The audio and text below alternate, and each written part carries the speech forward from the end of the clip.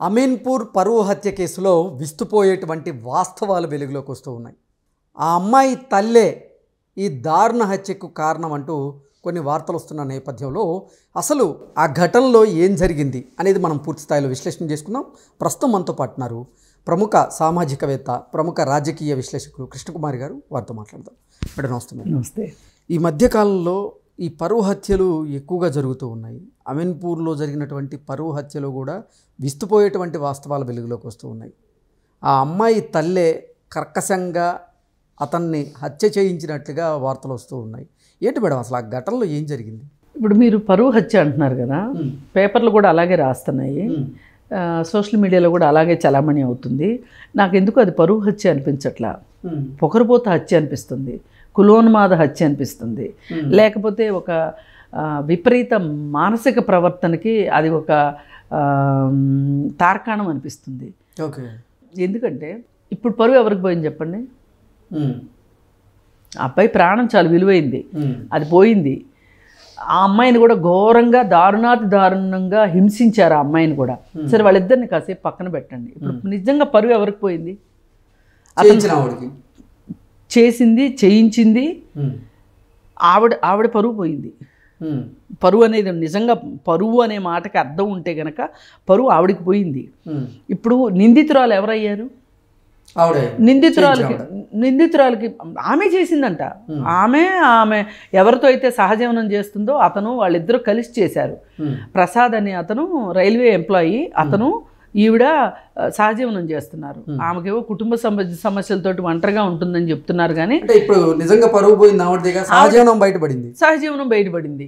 నేను ఇప్పుడు మీరు చట్టానికి వ్యతిరేకంగా ఏం చేసినా చేసిన వాళ్ళ పరువు పోతుంది. ఎగ్జాక్ట్లీ. మీ పరువే పోగొట్టుకున్నారు. సరే, పరువు సంగతి పక్కన పెట్టండి. అసలు వీళ్ళ అభ్యంతరం ఏంటి ఈ ప్రేమకి?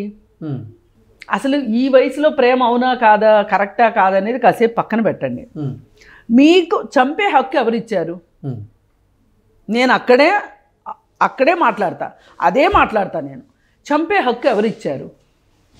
ఇప్పుడు 19 సంవత్సరాలకి ఆ అబ్బాయి, 19 సంవత్సరాలకి ఆ అమ్మాయి ప్రేమించుకోవడం కరెక్టా కాదా అనే డిబేట్ కంటే కూడా, దానికి చట్టంలో వేసే శిక్ష కంటే కూడా, ఒక వ్యక్తిని హత్య చేసినందుకు మీకు కదా శిక్ష పడుతుంది. చట్టంలో దేనికి శిక్ష ఉంది చెప్పండి? ప్రేమించుకున్న దానికి శిక్ష లేదు, చంపిన దానికి శిక్ష ఉంది.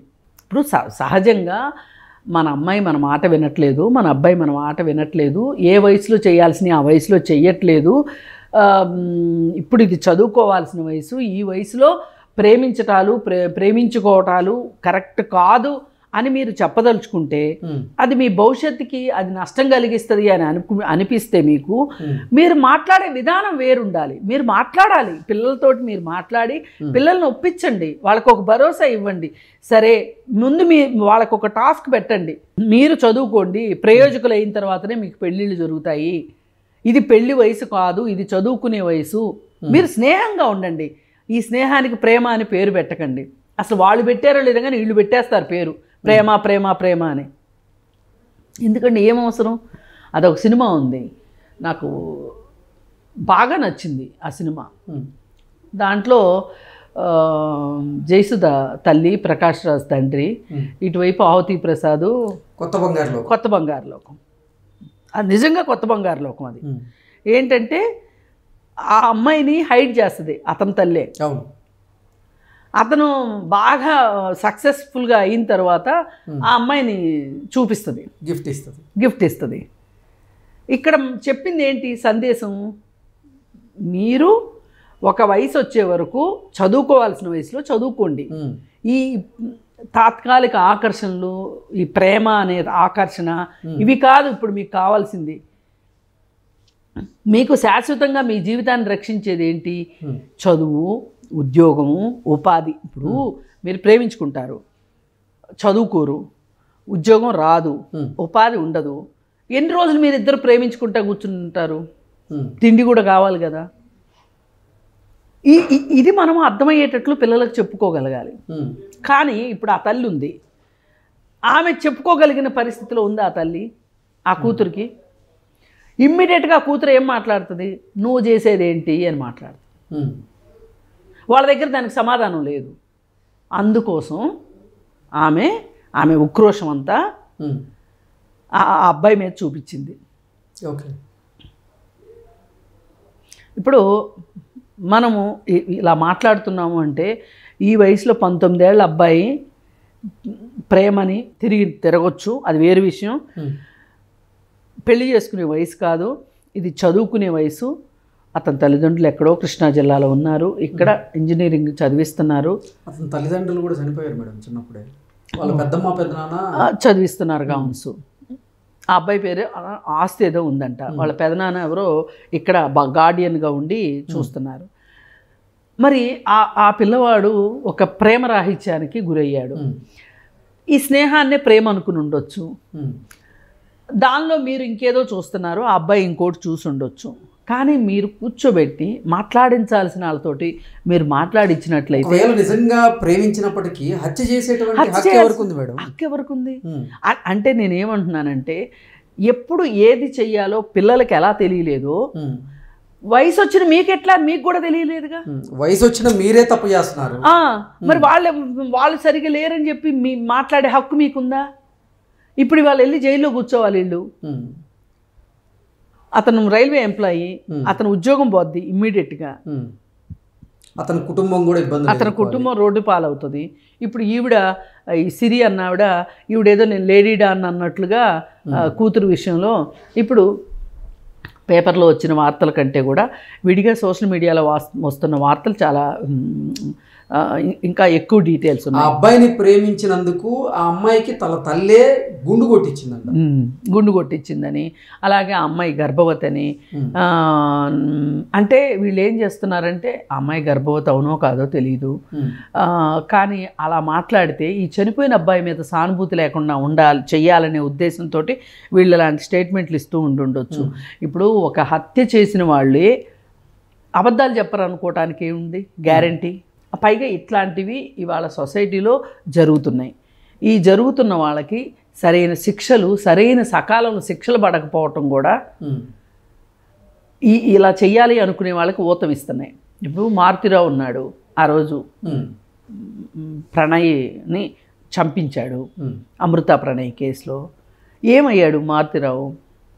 తను చేసిన తప్పుకి తను ఆత్మహత్య చేసుకుని చచ్చిపోయాడు కదా.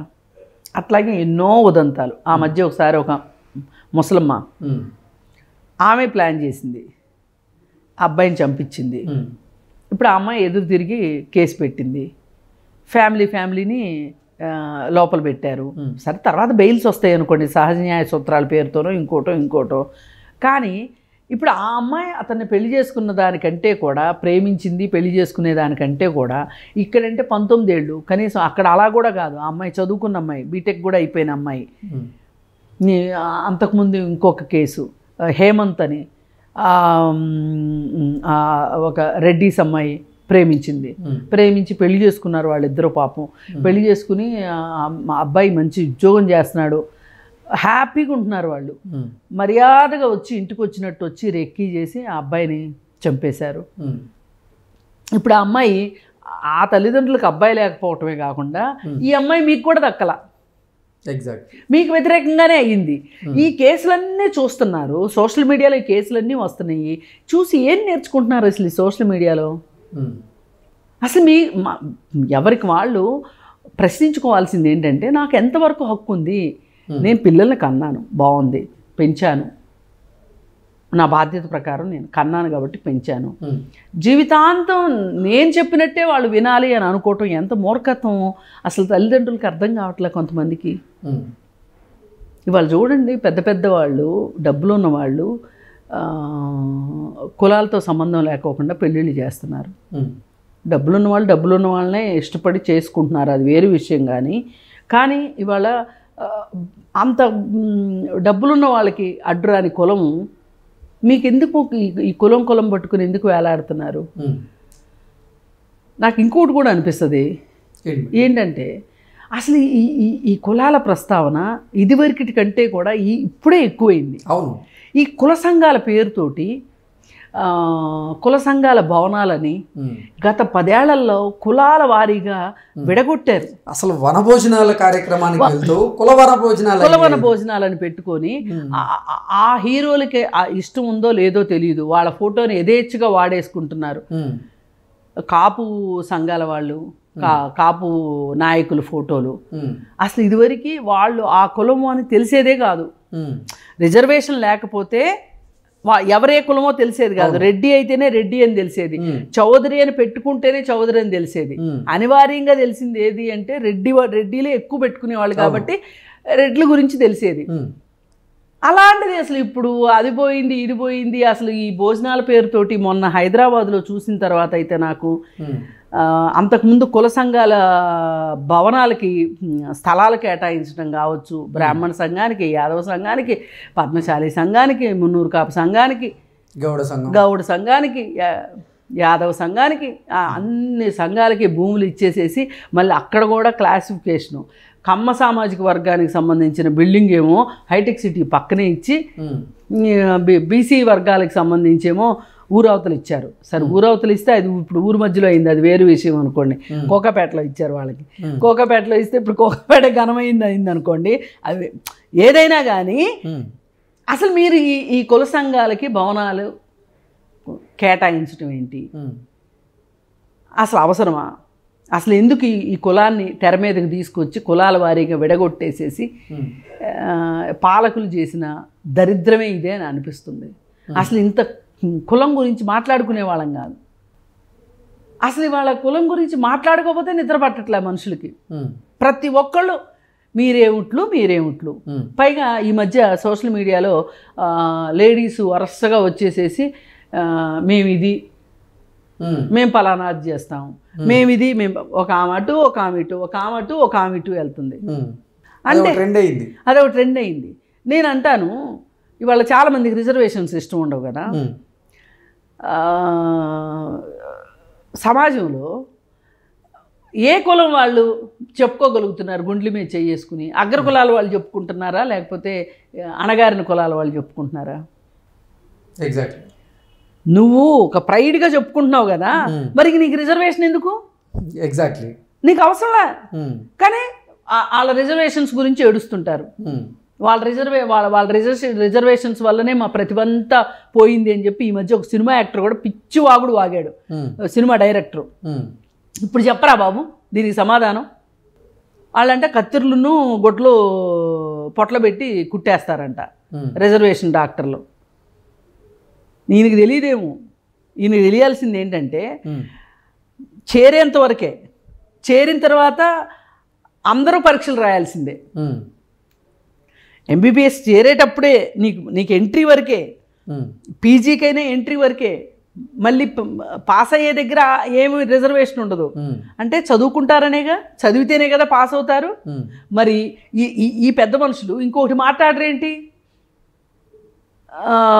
అలాంటప్పుడు ఈ డొనేషన్స్కి అమ్ముకోకూడదుగా సీట్లు.